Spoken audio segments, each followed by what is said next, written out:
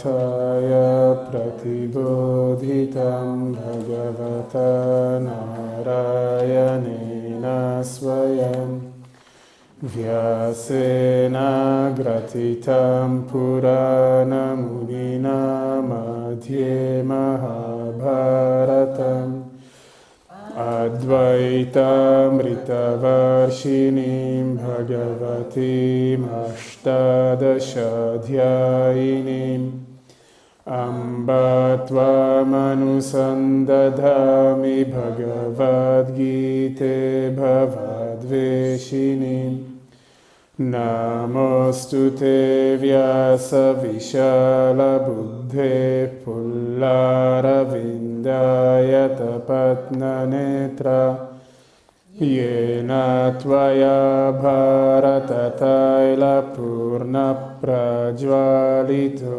jnanamaya pradipaha Prapanna parijataya totra vetraikapanaye Jnanamudraya krishnaya gitamrita duhe namaha Sarvopanishado gavo dogdha gopalanandanaha Partho vatsa sudhir bhokta dugdham gitamritam mahat Vasudeva sutam devam kamsa chanuramardanam Devaki paramanandam krishnam vande jagadgurum Bhishma drona tata jaya trata jala gandhara nilotpala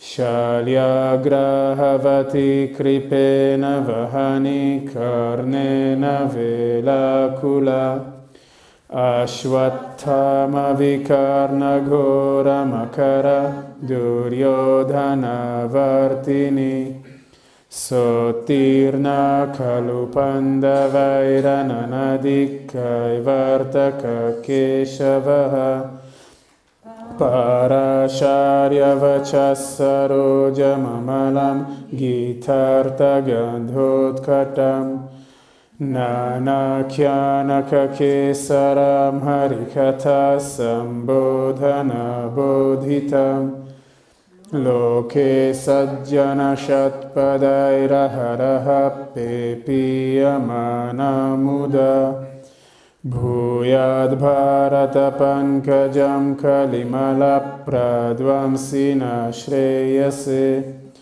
Mukam karoti vachalam pangum langayate girim Yat kripatamaham vande paramananda madhavam Yam brahma varunendra rudra marutastun vanti divyarstavahi Vedai sangapadakramopanishadair gayanti yam samagaha Dhyana vastita tadgatena manasa pashyanti yam yogino Yasyantam navidusura suragana devaya tasmai namaha Om Mangalam Sadhu Veshaya Shishya Chitta Vilasine Vidita Khila Vidyaya Moksha Vigna Vighatine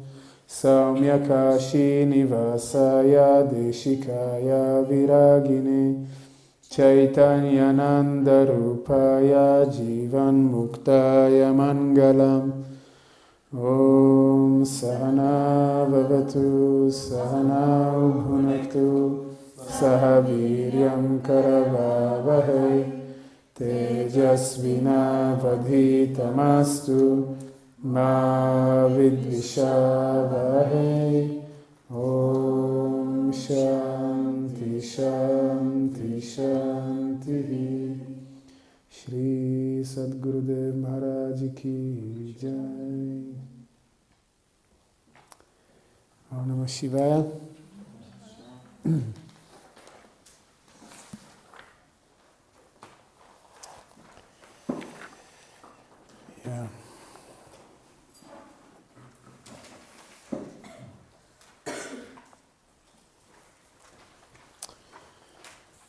Well, there are many topics here that we want to discuss, but our time is very limited. So, let's see. Maybe we need a retreat part 2.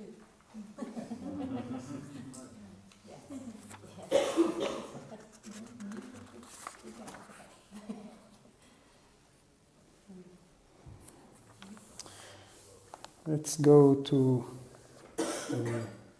chapter 5, verse 22, page 116 in Swami Shivananda's book.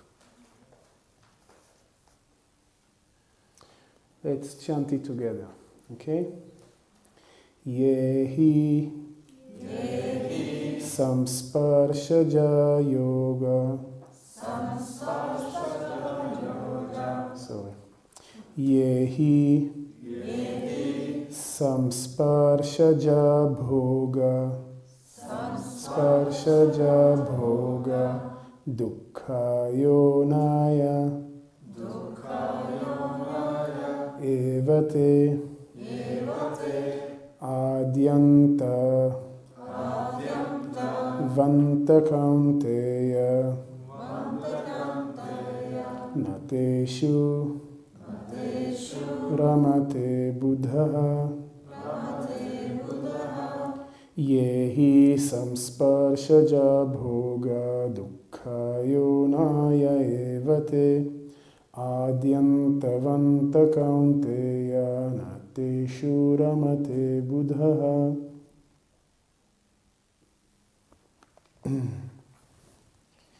Ye hi samsparshaja bhoga dukkha yonayaha evate. The enjoyments, bhoga in Sanskrit means enjoyment.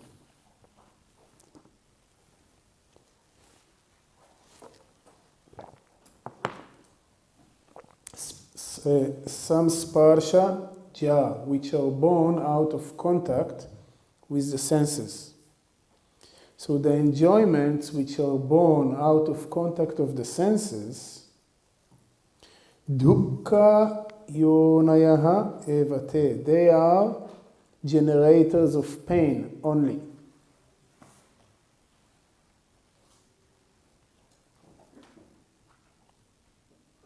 Why?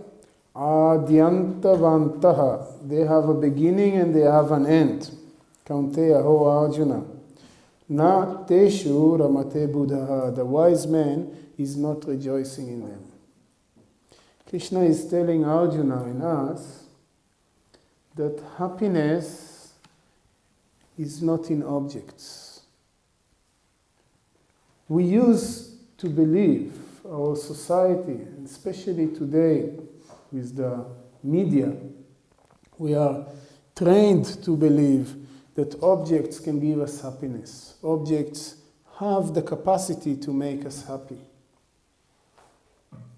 This is wrong. Krishna says actually all the enjoyments, all the objects ultimately give us only suffering.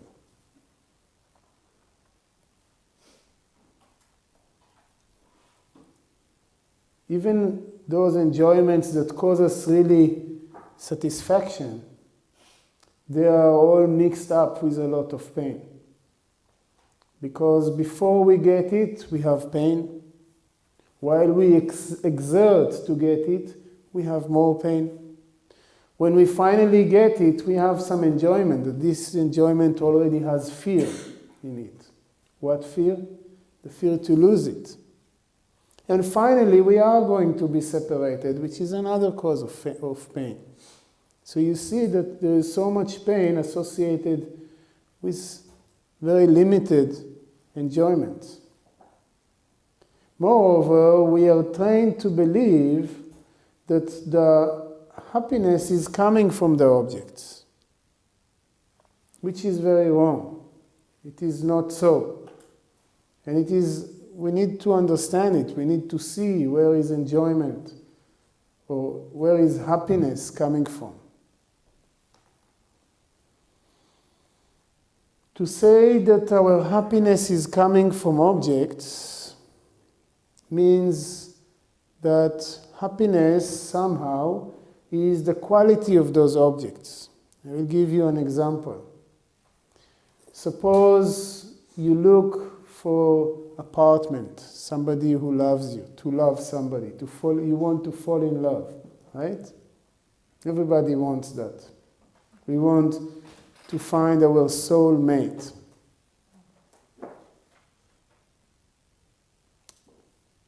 Then one day we find the one, right? One day we go in the street and we meet that person which is just exactly what we were looking for, and we fall in love.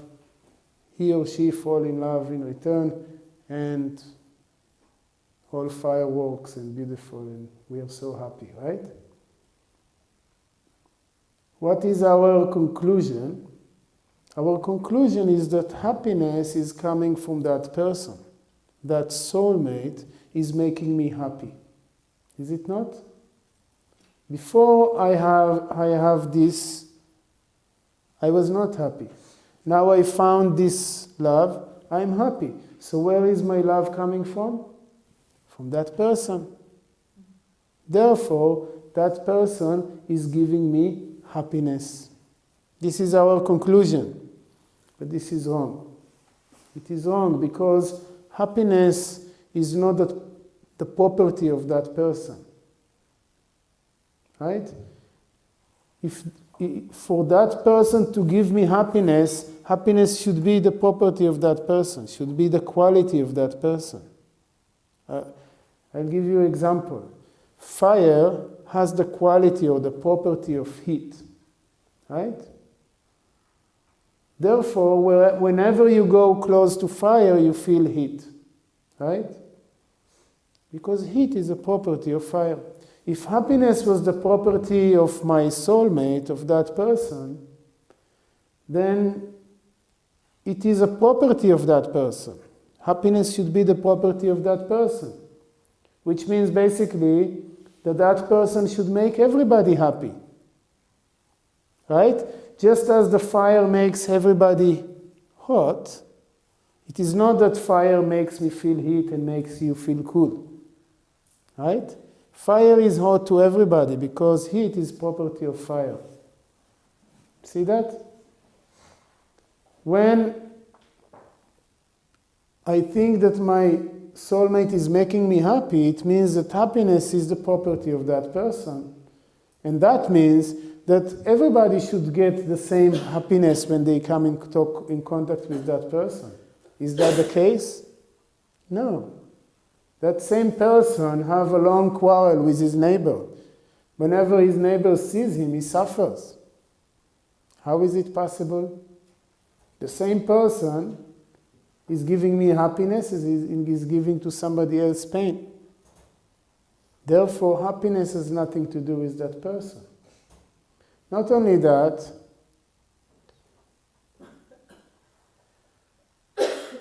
if happiness is the property of the object, then the more I have of that object, the more happy I become, right? The more fire you have, the more heat you get. But this again doesn't work. Let's take another example. You like cheesecake, right? So you go and you buy a whole cake, full cake, and you cut it into small pieces and you start eating. The first piece is making you very happy. The third piece is also making you happy.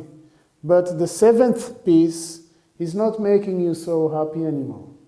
And the 10th piece is making you want to throw up, right? But it is the same cake. What is the difference between the first piece and the 10th piece? There's no difference. It is the same cake. If happiness was the property of that cake, it should make you happy. The more you eat, the more happy you become. But it doesn't work. For some it may.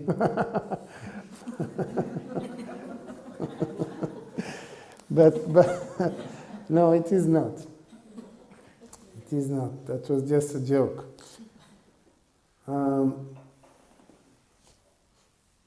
Happiness has nothing to do with objects. It is not that it has nothing to do with objects. It is not coming from objects. Objects by themselves don't have any capacity to make you happy. Let it be beloved, let it be a child you want, let it be a food you want, let it be a new house, a new iPhone. Nothing can really make you happy. It doesn't have this property. So why do I feel happy when I'm in the presence of my beloved? Why do I get happy when I eat my tasty pizza? It is not because happiness is coming from there. This is what Krishna says. Dukkayonaya evate. They are only generators of pain. They are not really giving us happiness. So where is happiness coming from? If it is not coming from the objects, where it is coming from? It is coming from inside. Thank you. If it is coming from inside, why when I come in contact with this person I become happy, and when I come in contact with that person I become miserable? It is inside. Why in the presence of that person I become happy, in the presence of that person I become miserable? Why when I get this type of food I become happy, when I get that type of food I become unhappy? If happiness is within. So we need to understand this. We need to understand how happiness works. There is an analogy given in the Viveka Chudamani that can help to understand this. On a cloudy day, today is a good example. On a cloudy day, we don't see the sun, right? We say today there is no sun. Yesterday it was all shiny and beautiful. We saw the sun, but today it is all covered by clouds and we say there is no sun. We all know that the sun is very much there, but we don't see it just because it is covered up, right?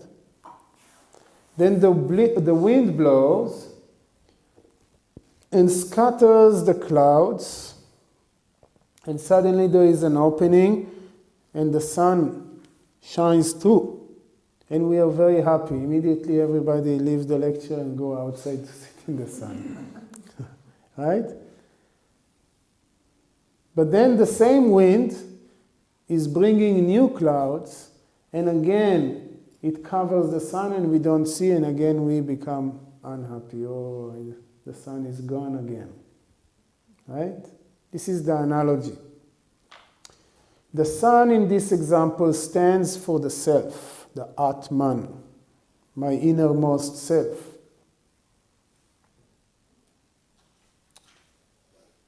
What is the nature of the self? What is the nature of Atman? It is Satchidananda. You remember? Satchidananda. It is Sat. It exists. It is real. Chit. It is of the nature of consciousness. And Ananda. It is absolute bliss. This is my own nature. This is like the sun.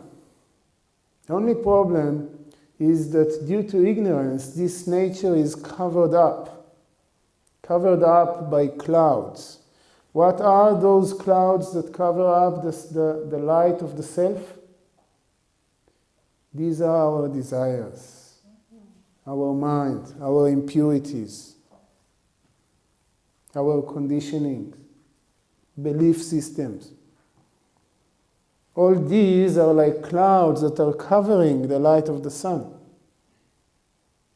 They are actually covering my true nature, and I am identifying with the mind and the body, and I am not able to see that which is underlying them. I am not able to see my true nature as Satchit Ananda. I am not able to experience my true nature. Then the wind blows and scatters the clouds. What is that wind? This is the fulfillment of a desire. Suppose I have many desires, all of us have many desires in the mind. But occasionally we fulfill a desire. It may be small, it may be big. If it is big, it is easy to see it. Suppose I was looking for a partner, I was looking for love, somebody to fall in love with. The moment I find that one, I become so happy, right? Suddenly I feel so happy. But if I care to look at it, if I care to check it out, what I'm going to recognize, to notice, is that when I am in the presence of that person, at that time when I feel this love, the mind becomes clear. All those desires, emotions, all those things that cover the nature of the self temporarily are moving out of the way. This is like the opening in the clouds. Suddenly, my true nature, which is bliss, Ananda, is shining forth, is expressing itself. Suddenly, I'm experiencing my true nature and it is so good. The presence of that person puts everything aside. Try to remember the first time you fell in love. When you were with the person you love, you don't care for anybody. If somebody steps on your toes, you don't care. Everything is so wonderful. Everything is so nice because all the desires are pushed aside. The mind is clear. My true nature is able to shine forth. Erroneously, I imagined that happiness came from that person. It did not. It came from within. Only the presence of that person allowed everything to move aside. The problem is that before we know it, all these desires that were pushed aside, they come back with enforced power. Now they are stronger, they are more pressing. Not only that, every fulfilled desire brings with it a host of new desires, right? I wanted a new car. I wanted it so badly. I finally bought my beloved car. I'm so happy. But then what? Insurance, and I have to clean it, and I have to make sure my son doesn't drive it, and I have to fight with my wife over it, and blah, blah, blah, blah. More and more and more and more and more desires are associated with it, right? Or sometimes I fall in love with a person, it is so wonderful, and then after a few months, suddenly, where is this love? I don't recognize this person. Where is the person I fell in love with? It is all gone. Why? Because happiness is not coming from objects. Happiness is coming from within. And certain objects at certain times are clearing, pushing aside, clearing the mind temporarily, and my nature is expressing itself, and I'm saying, oh, I'm so happy. And from the beginning of history, all we try to do is run like rats in the labyrinth, trying to find the cheese, We are just trying to fulfill more and more and more and more desires. And are we better off? Are we able to find out this happiness, this lasting happiness that we are searching for? You remember, I asked you the other day, how many of you want to be happy? Anybody doesn't want to be happy? Nobody raise your hand. We all want to be happy. As a society, we achieved so much. We got so much. We managed to reach to the moon. We managed to defeat many diseases. We managed to get food for everybody. We don't distribute it very well, but we have enough food for everybody. But one thing which we all try to do, which we all try to get, we failed. And this is happiness. Because from the beginning of history, everybody wanted to be happy, and everybody did their best to become happy. Still we are miserable. Therefore, we are not, the conclusion is that we are not searching in the right place. We have to start to check what is wrong in our search. We simply didn't search in the right place. Yogis are telling us by running from the moment you wake up in the morning until the moment you go back to bed, after fulfillment of desires, is not going to help you. This is what you did until today. Now is a time to change the course, to change direction, and to understand where happiness is coming from. What we have to do if we want to see the sun and not allow the clouds to cover it, we have to climb over the clouds. We have to soar above the clouds. Right? When you fly in the airplane, there may be many clouds, but the clouds are below and the sun is right there. Right? Something like this. When we realize that all these desires are not serving us, when we realize that all those desires are not really the source of our happiness, on the other hand, they're the source of pain, we lose the taste for them. This is called vairagya, detachment, dispassion. We lose the taste for them. Now, it is not that we cultivate hate for them, because hate is just the other side of the same coin of attachment. Right? If you start to hate the objects, then again it becomes a source of a problem. But a yogi who recognizes that enjoyments, that these sensual enjoyments are not the source for happiness, is happy when they are there, and he is happy when they are not there. When they are present and when they are absent. It doesn't make any difference for the yogi's happiness, because the yogi recognizes and realizes that happiness is within.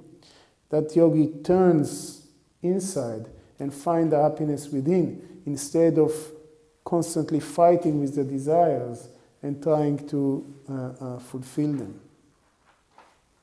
So you see, yoga is about this. Yoga is about purifying the mind, attenuating all those impurities, all those desires, and recognizing them for what they are, and cultivating this vairagya, this dispassion towards them. Giving up the thirst for these enjoyments, and just be centered within, and just rest in our peace, in our own true nature. This is what yoga is about. One of the tools to do it is meditation. Meditation is like cleaning up a messy room. I always think about it as kind of an attic in your house that for many, many years you never entered there. You just, everything you had that you didn't need, you just opened the door, threw it inside and closed the door, without even seeing what is there. It became like a storage, just dumping everything inside. And during the years, it accumulated so much dust, and probably rats were making this room their house. And then one day you decide to clean it up. One day you say, I have to clean it, I have to put an order to it. So you open the door, and what happens? Everything falls on you. Everything, dust and rats and all this dirt, broken things, everything is falling over you. This is what happens when we practice meditation, is it not? We say we want to sit for meditation, and the teacher tells us, sit quiet, close your eyes and repeat your mantra, don't think about anything. what happens? You know? Yes, of course you know. You think about anything but your mantra, more or less. It is just like this room, you just enter and there's such a mess. But if you want to clean a very dirty room, you are going to get a little bit dirty yourself before the room gets clean. Is it not? When you decide once a week to clean your house very well, by the end of the day your house is clean, but you are dirty, right? Then you have to take a shower, put your clothes in the laundry, and then everything is clean and nice, right? It is the same when we start to look inside. Our inner world is somewhere we never went to. It is like unexposed or a place we never visited. And when we go there, we are overwhelmed with what we find. There's so much stuff there. And many people, after a while, they give up. They say, I cannot deal with it. This is too much. The mind is so restless, and maybe meditation is not for me. Some people say, before I started meditating, my mind was peaceful.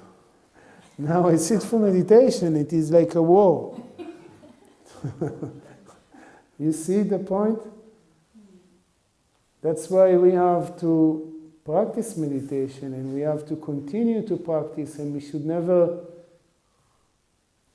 be discouraged by the restlessness of the mind.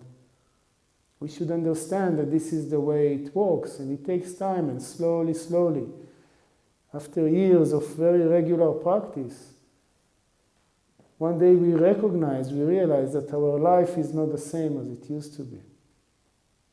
We recognize that there is a new quality, a different quality in our life. And this is encouraging. It is very encouraging, but we still have to go on. We have to practice. In the Bhagavad Gita, Lord Krishna dedicates the 6th chapter for this topic of meditation. And I wanted to do some reading from there.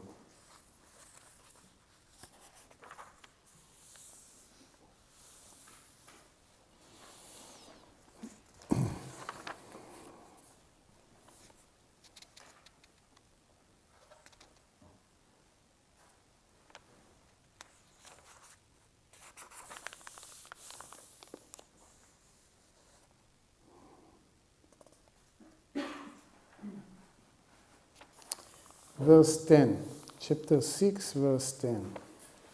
You can chant after me. Yogi, Yunjita, Satatam, Atmanam, Rahasi Sthitaha, Ekaki, Yata Chittatma, Nirashir,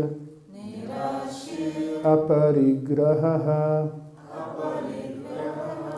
Yogi Yunjita Satatam Atmanam Rahasi Sthitaha, Ekaki Yata Chittatma, Nirashir Aparigraha.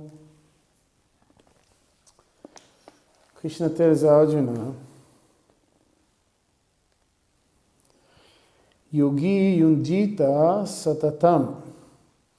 The yogi should keep his mind constantly fixed, constantly steady. Atmanam, on the self. Rahasistitaha, and he should remain in solitude. Ekaki, he should be alone. Yata Chittatma.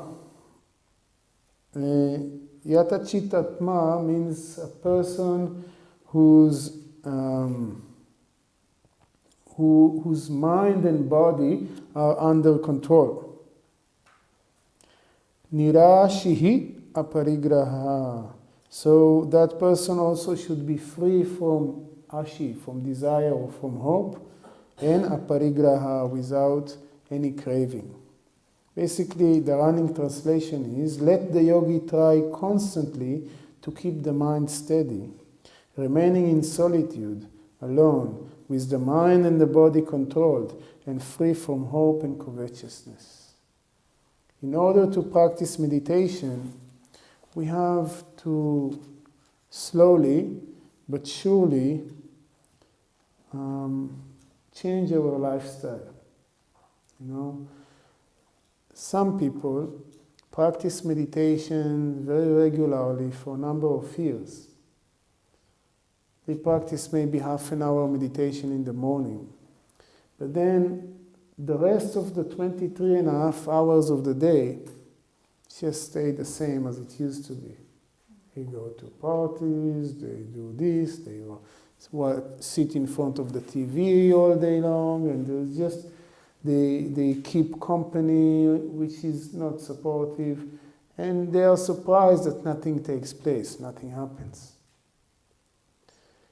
For meditation to be successful, we have to allow the rest of the day, the time that we are not sitting on the cushion, to reflect that half an hour in which we are sitting on the cushion. You see? And of course, they support one another. The sitting on the cushion support the rest of the time, and the rest of the time also should support meditation. This is the idea. When you want to bring meditation into your life, we have to start making some choices regarding other aspects of our life, regarding our diet, regarding our sleep, regarding our friends, Now, a mistake will be to make a very drastic change in our life. That also I have seen quite a few times, that a person is coming across these practices and becomes so enthusiastic about it, and overnight changes everything. Change the diet, change the friends, change the environment, change the sleeping cycles, change everything. And after 1 week, just give up. Why? Because every growth should be organic, should be sattvic. Every extreme is a manifestation of rajas. Sattva is always moderation. You will see Lord Krishna is talking about moderation here as a key factor for success in meditation. When people are practicing extremism in any way, meditation cannot grow. Okay? So this is what in very general Krishna is telling us here, that we have to constantly practice this steadiness of the mind, and we have to make changes in our life. I don't want to go into details simply because we don't have the time. But the idea is that we have to start making small changes to lead more yogic life. Now, in verse 11 and on, Lord Krishna is very, very practical. He's going to tell us about the practice itself, what is necessary for the practice itself. He says in verse 11, in a clean spot, having established a firm seat of his own, neither too high nor too low, made of a cloth, a skin, and kusha grass, one over the other.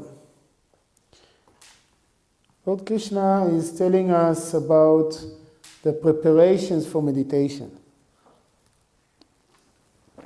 We have to find a clean spot. Why it is so important that it will be clean? Because cleanliness is the expression of sattva guna. Right? We all remember what sattva is, right? I'm correct? Sattva is purity. Rajas is restlessness. When a place is very dirty, it is an expression of rajas and tamas. When the place is very clean, that affects our mind and help our mind to become more sattvic. In order to have a proper meditation, the mind should become sattvic. And therefore, the environment should be also reflecting. In our life, family life and whatever it is not always possible to have a place in the forest where you can build a small hut and sit there every day and meditate. For most of us, it is not practical. So the advice is, make your house into a forest. Doesn't mean to plant trees in your living room. It means to bring that attitude of solitude and practice into your house. Find a small corner. If you can set a room aside for meditation room, this is the best. Meditation room, nobody enters except you. You go there only to practice meditation. This is the ultimate. It is very good. You will build up the energy in this space. And the moment you enter, your mind automatically goes into meditative mode. This is also not possible for many people. So the next advice is to find a little corner in your house and maybe just put some screen or carpets or some screens to close it up so you can sit there and be a little bit isolated from the rest of the house. Nobody else enter, your children, your partner, your dogs and cats. Everybody stay outside and it is only for you, space for you. And there you will build a little altar. You see, we put a little altar here. What is the purpose of an altar? Altar is meant to give us inspiration. We put on the altar things that inspire us in a spiritual way. Right? Somebody asked me, can I put a photo of my child? My child inspires me. I said, no, it is good that your child inspires you and your child must be very sweet. But on the altar, we don't put things that express our attachments. You're evidently very attached to your child, and this will only strengthen this attachment. So put either a photo of your teachers or some just nature photo, maybe some flowers, candle, incense, any inspiring Lord Jesus. So whatever gives you inspiration, put on the altar. So when you enter, it will remind you those things that inspires you. This is the purpose of an altar. It is not kind of God or whatever. People think that the Hindus, they worship stones and idols. They are not. They are worshipping God, and they have certain forms that inspire them to meditate, to think, to cultivate this love towards God. Okay? So this is the corner. Now, Krishna says, okay, before that, I will say a few more things.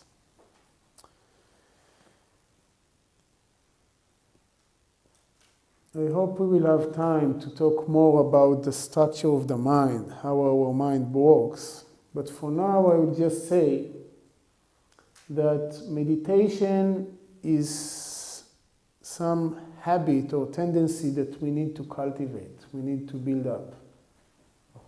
Our mind is full of tendencies and habits that we have created in the past, and they affect strongly the way we interact with the world in the present, the way we respond to experience. We want to make our meditation very habitual, very deeply rooted in our subconscious mind. So we need to know how to do it. The way to do it is to make meditation very repetitive, which means basically to practice every day. Not 6 times a week, 7 times a week. Every single day to practice. How long should we practice? Doesn't matter. Start with 10 minutes, 15 minutes. I don't know anybody who cannot really spare 10, 15 minutes out of their day for meditation. It is just a question of priorities. Where are your priorities? So we have to practice a little bit, but make it very regular. Every single day we practice, and that will slowly build up the habit, and it will go deeper into your subconscious mind. Then we want, if possible, to practice every day at the same time. Why? For the same reason. Think about it. If you are used to eat every day lunch exactly at 12, you will notice that every day at 11:50, your stomach already starts to secrete digestive juices, right? To prepare for the meal which is coming. The body knows it is coming. This is called biological clock, right? Same things with waking up. If every day you wake up exactly at the same time, you will start to wake up 5 minutes or 2 minutes before the alarms go off. In the same manner, if every day we practice meditation at the same time, when that time comes, automatically our mind will start to become more meditative. That will be supportive. It will be helpful for us in meditation. That's why also we want to practice every day in the same place. Right? We want to put a little corner in our house and practice as much as possible in that same place every time. Why? Because the place itself absorbs this energy. Some people don't believe in it, but it is, we see it always. When you enter a museum, automatically your mind is going into a particular mood. When you enter the central train station, your mind is going into a different mood. When you enter the pub, your mind is still going in a different mood. Why? Every space, every energy is carrying within it a certain atmosphere which is created by the minds that are there. When I make a corner in my house or a meditation room in my house, and every day I return to the same place and sit there and meditate, I start to build up the energy of that space. And this is going to go a long way. This is going to help me tremendous in my practice. Okay? These are very important hints. Another very important factor is diet. We know this is, you are what you eat. You know this saying? You are what you eat. Actually in Vedanta we say no, you are not what you eat, but here it's not Vedanta, it's more practical. You are what you eat means this body is, we call it Annamaya Kosha. It is the food, the food body. It is just food. Everything here is something I ate yesterday or another day, right? If I eat junk, I'm going to get junk. That's how it works, right? You cannot expect to feed this with junk and go along with a very healthy, supportive body. And then the mind, the body, the food I eat is also affecting our mind. We know it. You can experience it. So when you eat junk, it's not only affecting your body, it is affecting also your mind. Therefore, yogis say that diet is very important, and the instruction is to eat sattvic food in moderate quantities. This is the instruction. As for the details, you will find any number of opinions. Some yogis will say you have to do this. Some yogis will say, no, this you should not eat. You should eat this. Ghee is good for you. This is not good for you. We don't go into these details, definitely not now. I just say, eat sattvic food, pure food, in moderate quantities. This is the instruction. If you follow it, you will see a change in your life. Another very important factor is your company, and this is even more difficult than diet. We are constantly exchanging, if you want to call it energy, with the people we come in contact with. We know it, we experience it. Some people we love very much. They are very close to us. They may be our family or not. But in their presence, or I would say just their presence is not very supportive for our meditation. I will say only this much. Their presence is not very supportive for our meditation, and we know it. If we want to build up meditation, to build up a spiritual life, we have to start to make better choices with which we make company. And I don't mean that overnight we throw away how half of our friends say, hey, I don't want to talk to you, you are Rajasic. Go away.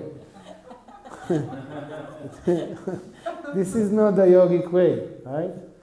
But it is good to start to become aware. What is the influence of the people in our life has over us? Can I change it? Can I make small changes in my choices? Maybe I will say, you know what, I won't come with you to the pub today. Let's go next week and have some ski.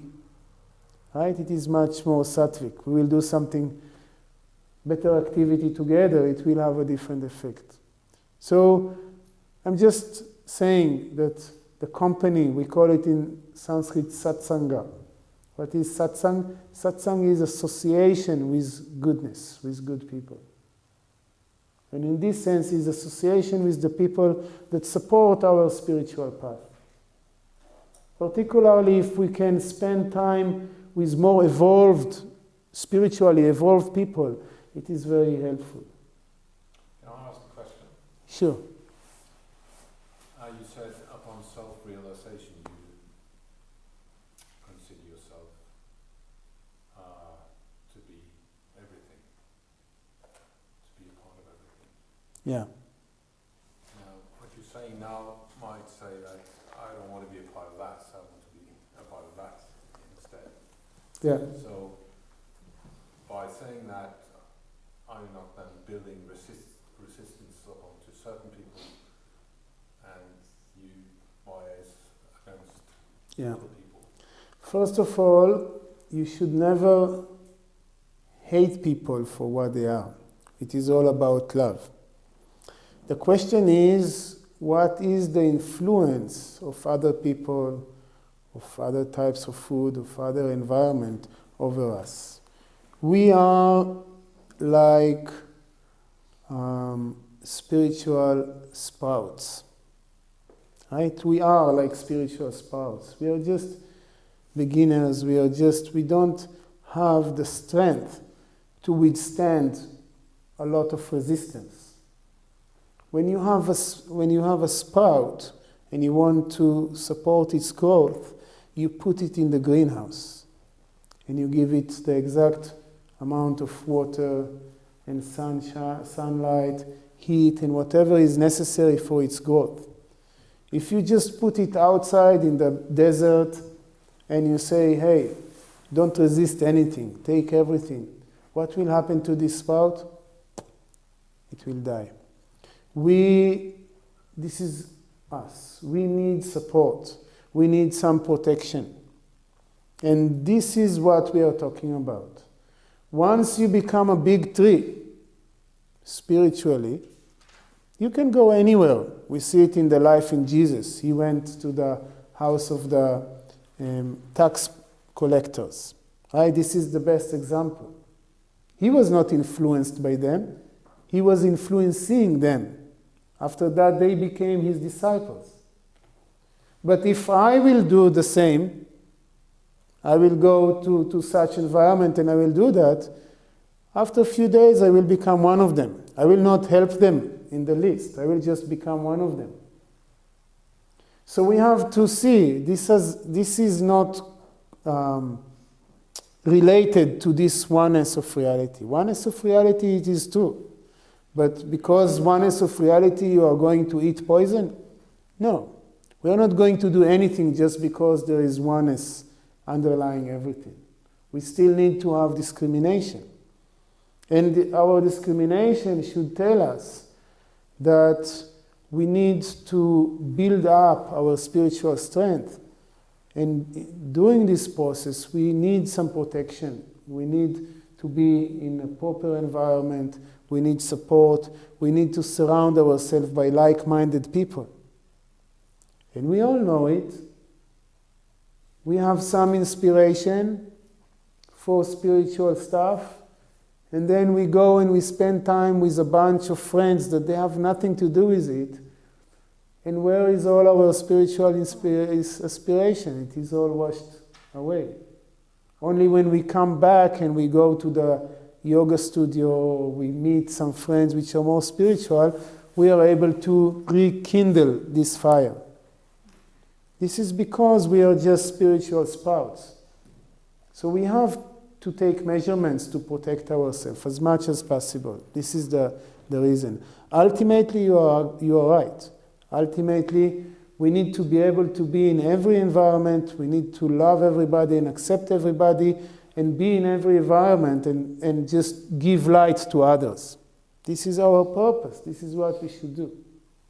But until we have the strength to hold this flame, we need to protect it, to guard it. Still, we have to love everybody. If you don't need to start hating your friend who is not supporting your spiritual path. This is not what I say. You still love them. And out of love for them, you very humbly, very gently, you just turn it in such a way that you will meet them in more sattvic environment, or you will reduce your association with them for some time. And I'll tell you what, if you do it, after a while, many of them, not all of them, but many of them, will start to come and will ask, wow, I see a beautiful change in you. What happened? Please, I want to know more. At that time, it is completely different. This is now a new person. It is the same old friend, but it is a new person. Now this person is coming to you and you can share with them. They will actually help you to grow. Right? It is not that they are bad people or something. This is not how we look at it. It is just we have to make sure that the company we keep is supportive for our spiritual path. Okay? It is for, what, Christian? It is for now. So we have more to say about it. We will talk more about it tomorrow. And we will stop now. Too short. Too short. Yeah. It should be too short. You know, if it is too long, then it becomes too long. All right, one moment of silence.